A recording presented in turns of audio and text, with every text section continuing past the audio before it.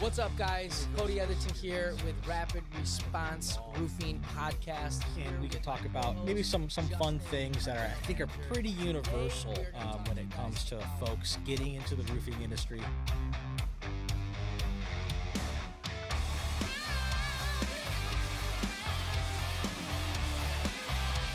Hey guys, welcome to the Rapid Response Roofing Podcast.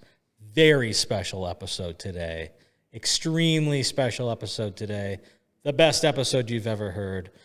We have one of our employees here, Sara. She's our accounts receivable person. Expert. I'd call you an expert. I mean, okay. I'll allow it. Sara has been with the company for as long as we've been a company. She's one of our first employees, and she has worn several hats in this company. So how about you just introduce yourself and tell us what you do? Okay. My name is Sara Chilton, and I started with Rapid Response Roofing in September of 2021. Cody is, he's actually my husband's nephew, our nephew. And it just so happened that my husband told him that I like to talk to people. Cody needed somebody that liked to talk to people, and I showed up for an office interview, and the next day I was employed. I had my first T-shirt, and for the longest time it was just Cody and I in and out of the office until one day Justin walked in, and that was probably about 7-8 weeks after I started, I think. So yeah, I started, the plan was for me to be the office manager, receptionist. So I did that, and then I became a sales administrator, and then I became Accounts Receivable / supplementer / Project Estimator. I mean, I can do all the things. You can do it all. Except for I probably could not install. We can get you up on a roof swinging hammers. But yeah, so I've been here since September of 2021. I have grown through everything that I have went through for sure. Learning just about like how the roof actually works, and like understanding the components of a roof and how they all go together is something that it never would have crossed my mind why would I care, like to be quite frankly, to put it frankly, but at the same time, like there's a lot of important stuff that a homeowner should know. Yeah, I mean, I think that when you look at all the folks that come into roofing, if they don't come from the installation side, learning how a roof gets put together is one of the most important things. Even our sales guys, you'd be surprised at how many salespeople, not ours. We actually put our sales guys through Absolutely some training where they learn how a roof is actually installed. But, when I first came into this industry, it was with a different company, and no one taught me how a roof got put on. Not once. It's something I kind of had to look up myself. And then as I developed in the industry, I ended up getting my own license. But, for the most part, self-taught. Yep. I've been involved in a couple of, let's say a handful of roof installations. A little more than a handful. But More than me. Not to belabor the point, but there's a lot of people in this industry who just don't know how a roof goes on, or what the components are, what they do, and the fact that over time you've learned how that works so much to a point where you can actually supplement jobs for insurance contracts. Simply by looking at photos, might I add. Well, I mean, there's something to be said about our generation about being able to be self-taught and just figure it out. Yep. Right? Yeah. I don't want to create any generational warfare here on our podcast, but one could argue that a younger and or older generation, they have a hard time leveraging technology to learn something new. Maybe we need to cut that. I don't know. But anyway, Sara, you were hired before I was, and so me, you, Josh, and Cody, of course, kind of the original members of the band here. Yeah, for the office, for sure. Yeah. That would be the The final four, I guess. Yeah, the final four, yeah. The founding four. The there we founding go. four, yeah. Plank holders, as we used to say in the Marine Corps. In the Marine Corps, when you start a new unit, they would call you a plank holder.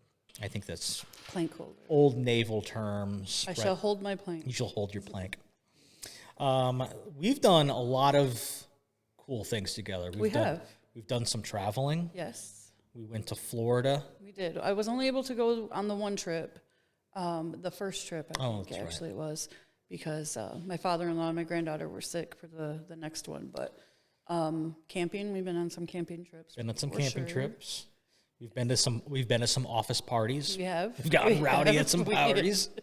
I think one of my favorite memories is everyone going down to Florida that first time. You were definitely there for this. Yep. We all piled in that lazy river, that not so lazy river. That's when I learned that you can't split the pole. Cody taught me that if you're with a group, if you're like walking along, like not even hand in hand, but if you're with a group and there's a pole and somebody goes to the right, you all go to the right. Yeah, you got to splitting. I went to the left, and at the end of it, what are you doing? Well, yeah, you've caused bad luck for the entire group. I mean, as soon as he told me about it, we had the whole entire river, and Stacy, the lifeguard. I remember Stacy the lifeguard. She hated to see us coming around that bend, but Cody told me you can't split the pole, so I don't split the pole no more. Man, can we talk about Stacy the lifeguard for a second? Absolutely. Jeez. So Stacy the lifeguard, as her name denotes, was a lifeguard. And her name was Stacy. Her name was Stacy. She was in charge of the lazy river, and she would get hooted and hollered at by us on our way past. And I would make sure I turned around and just told her, "I'm so sorry." She was hooting and hollering but back. She was loving it. It was nothing inappropriate. It wasn't any, cat calls or anything like that. We knew that her name was Stacy, and she knew that we were there for a good time. We were there for a good time. I believe that the intent was to Josh, our production manager, was single at the time. Just want to make that very clear. In case his wife follows this podcast. At the time, Josh was very single, and I think that was the match we were trying to match up. We were trying to get them maybe on a date. The joke. So but the lazy river, I don't split the pole anymore. Don't split the pole in the lazy river. She was a trooper. She was. Yep. She was a trooper. The next time we went back to Florida, we actually went back to that spot. And was she there? Yeah, she was there. No way. She was there. Did she remember you guys? Oh, yeah. But I believe Josh was in a relationship at this time. Yeah. So he was like eyes on the ground the whole time. I don't know who Stacy is. I've never even heard of Stacy. Never even heard of a Stacy. Yeah. So I think one of the things that I really like about this company is that we can go and do things like this. Absolutely. You and I have been working together for a long time. And we've kind of developed our own language, our own set of inside jokes. I feel like you're kind of like my little brother here. Oh, thank you. You're welcome. Yes, the inside jokes, the camaraderie, sharing your military coins, just this week. You brought those in and shared the part of military, Justin. Yes, my military background. I don't promote it too much. Right. Although it's a big part of my personality and a big part of my knowledge base. And to really know you is to understand that. I mean, it's fitting. It makes sense. Well, thank you. You're welcome. The military was an extremely, call it a strange time in my life, but I think it prepared me to do this, to speak to people and have interpersonal conversations. I was in the infantry first, and then I was human intelligence, counterintelligence guy, which can't get nothing by this guy. Just means I'd make people do things they don't want to do. That's all. Anyway, but I appreciate you, and I appreciate everything you've done. As do I. I very much appreciate you. You are a very big part of why the office is the way that it is, and you allow us to do what we need to do. I don't want to say fail, but allow us to, for me, it's my rejections, handling my rejections with insurance companies, and you don't you don't necessarily give me the answers, so to speak, but you That makes you feel bad. No. no, but you push me to believe that I can do it and I can figure it out. I think that everyone develops kind of their own methodology when it comes to sales and it comes to fighting insurance claims and doing supplementing. And, there's a reason to have a good background and some good training there.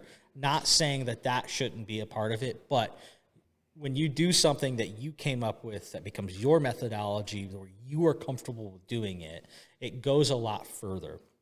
And I have definitely been given that free rein, the way, even something as simple as being able to structure my own emails, not having to necessarily follow a template, but being able, having the template there to fall back on. But right, exactly. I think, templated emails, excuse me, I'm new to English. Templated emails, they're good for getting everyone on one page, but when someone challenges you on the information in that email over the phone or in some way, it might be hard to articulate that. But if you've created your own methodology for it, you can really stand behind it and explain it in a way that makes sense to you and will more likely make sense to the person you're talking to. Yep. On the note of giving you the ability to fail, I think that's really important. Failure is just a part of the process. Absolutely. You know what I mean? And I don't really know if I've ever really actually failed. I don't want to say failed, but being able to tell a story with our pictures, Josh is really good about getting the pictures that we need from the crews. I essentially can tell a whole story to the insurance company through the pictures without even really saying a word sometimes. So sometimes when it's obvious and they're like, nope, I don't see it. It's like, how? So it's taught me to have a little bit of a backbone, because before I'd be like, oh, they said no.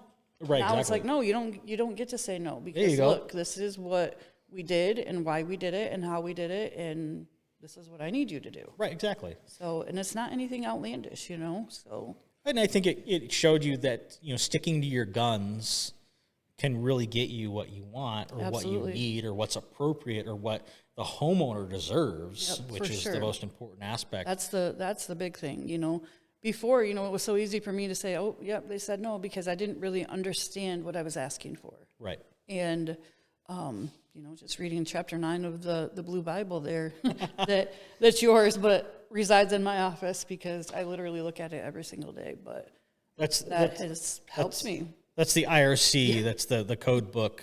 We have a big old fat code book floating around the office, mostly in Sarah's office for supplementing purposes, and sometimes it floats over to Zach when he needs it, or maybe a sales guy might pick it up for their arguments. But everything I need is in that book. And it's just like when I was an EMT, when I drove an ambulance, I would always be afraid to have to take a patient to a big city because, I live in Bellevue. We have one stoplight. Right. So I learned how to read a map and learned how to get to the 4 major hospitals from anywhere in my service area, so that I didn't freak out right. in the wrong moment. So, the ability to adapt, I guess. Ability to adapt. There you go. Adapt and overcome. Adapt and overcome. That's what the Marine Corps used to say. And a little bit on methodology. I'm a big believer in saying, I need you to get this done. Mm-hmm. I don't care how you get it done. Exactly. But just as long as it gets done, I can remember actually in the old living room at the old office, you looked at me and you literally said, Sarah, I don't care how, just do it. Right. And I looked at you and I said, okay. And you turned around and you walked away, and then you came back a few minutes later and you said, now I want to revisit that and tell you that I wasn't trying to be mean. You just had to remind me that I don't need my hand held, Yeah, of course, I might not know how to do it, but I can absolutely figure it out. Right, I don't need somebody to tell me. You have all the tools in front of you, and you're a very smart person, and you figure stuff out on a regular basis. Like you're also, you're more tech savvy than you give yourself credit for. So with that being said, I don't think there's a single task that I could give you and feel like, oh man, I don't think Sarah can handle that. I don't think I've ever had that feeling. Just keep the ladders out of it. Don't put me on a roof. All right. Well, maybe I'll keep installation off your plate, but one day we'll get you on there. I don't know. Well, anyways, Sarah, thank you for entertaining this. Thank Absolutely. you for letting me drag you away from your office, which I know you love. Don't tell my boss. We will do more of these in the future, so keep your mind on some stuff you want to talk Hey, about. I'm here from 8 to 5, Monday through Friday. I think- Usually I'm here about 7:45, Cody.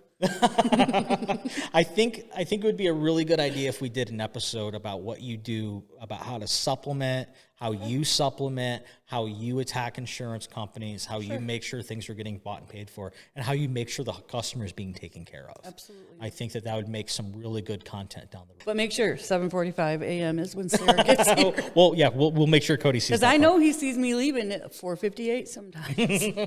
She was here at 7:45. Anyways, thank you guys for joining us here at the Rapid Response Roofing Podcast. Be on the lookout for some additional content on how we supplement, how we formulate arguments to insurance companies, and how we work with the insurance company to make sure that the homeowner is taken care of. Absolutely. Anyways, thank you so much. I appreciate your time. See you.